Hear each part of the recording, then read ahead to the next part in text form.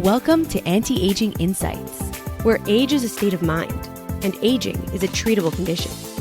And now, here is your host, Dr. Teri Fisher.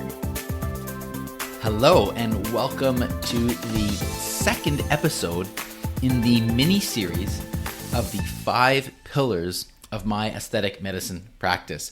The 5 key elements that set the scene for all of the treatments that I do.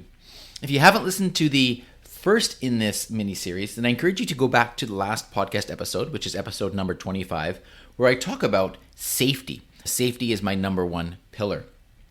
The other pillars that make up my 5 key principles of my aesthetic medicine practice include customization or personalization of treatments, expertise, natural results, and enjoyable. And again, these are the 5 pillars that set the scene. SCENE, safety, customized, expertise, natural results, and enjoyable. And so today we are focusing on pillar number 2, customization. I sometimes refer to this as personalization. I see those as very similar, but this is all about how I ensure that the treatments that I do for any of my patients are customized and personalized to the person. And this is absolutely critical. I want to start with some of the history of aesthetic treatments because in the past, there were very much cookie cutter approaches to aesthetic treatments. It was simply if a patient wants to have neuromodulator or Botox, for example, that patient would come in and they would get a defined dose of Botox in specific injection points, and everybody would get the same thing, whether it was a man, a woman, whether it was somebody who was younger or more mature, whether it was somebody who was Caucasian or African American, and the list goes on and on and on. The treatments were simply cookie cutter approaches because that is what was known at the time. Now we know that there are so many variables that go into creating a personalized treatment plan and ultimately helping a patient to get the results that they want to achieve. And so I want to share a few thoughts with you today about some of these factors, some of the things that I consider when designing a treatment plan to ensure that they are as personalized and customized as they can be, with the goal ultimately being that we achieve an outcome for you that is along with what your wants and needs and desires are. What are you trying to achieve with the treatment? And that can only effectively be done, in my view, by having a very personalized treatment plan.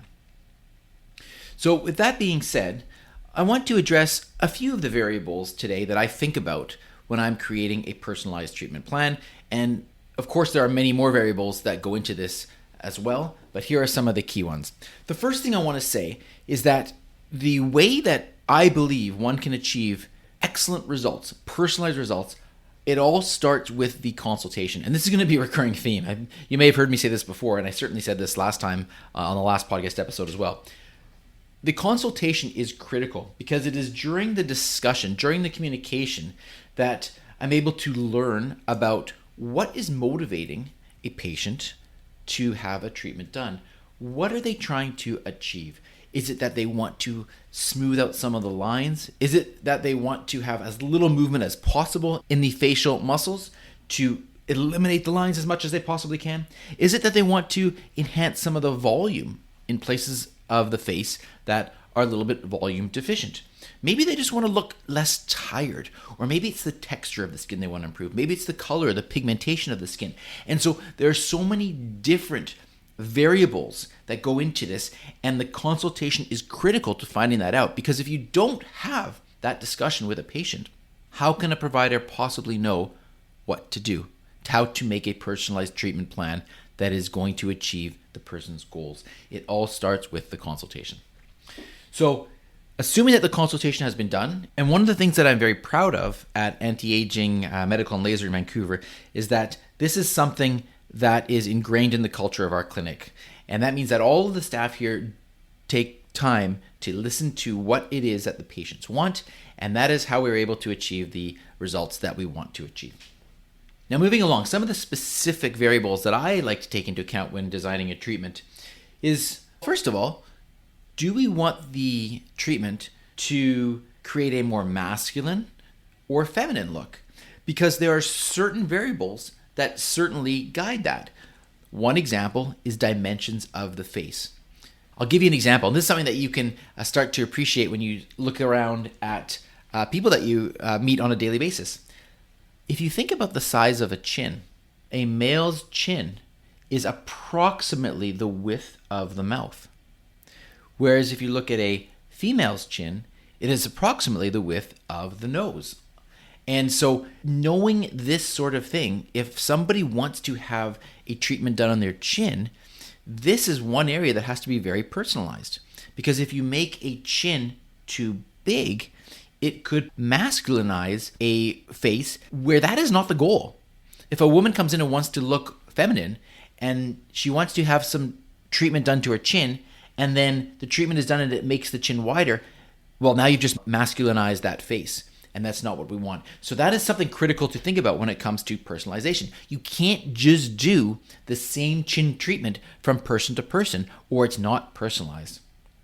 Of course, age is critical because there are many changes that happen to our faces as we age, as we know, whether it be the lines, whether it be the loss of the fat volume, whether it be the shape of the bone. There are lots of things that have to be accounted for. And again, if you don't account for those, then it's not going to be a customized treatment and it's going to look very cookie cutter. And the results will not be as good as if you've taken the time to personalize the treatment. Ethnicity is also critical. There are differences in these facial structures depending on ethnicity. And similar to the age variable, these need to be taken into account when it comes to designing a treatment. Even the skin thickness has an impact on the types of treatments that are designed. An example is that when it comes to fillers, there are differences in the types of fillers that we can use. Some tend to be a little bit more viscous, some tend to be a little bit more thick, some tend to be a little bit more thin. And depending on where the patient wants to have the filler placed, you need to choose the right type of filler for that patient, given the location, the facial structure, the thickness of the skin, and all of these elements have to come together to design the personalized treatment plan. And of course, I mentioned this last time in the last podcast episode, the whole episode was about safety, but when it comes to personalized treatment plans, there may be certain treatments that are considered safer for one person based on the facial structure and what they want compared to another person. And so I hope that gives you just a little taste of the types of things that I consider when I'm doing my treatments and making sure that they are personalized and customized as much as we possibly can. I can tell you that when you come into the clinic, there is no cookie cutter approach as far as I'm concerned.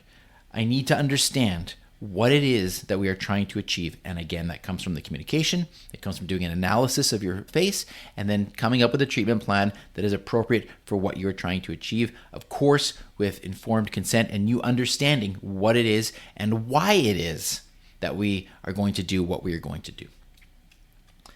So with that being said, I want to thank you for tuning in today to learn about my second pillar of my aesthetic treatments, customization. If you want to learn more about my personal pillars of my aesthetic treatments, feel free to check out my website. There's lots of information there. You can always access that at drterifisher.com, drterifisher.com.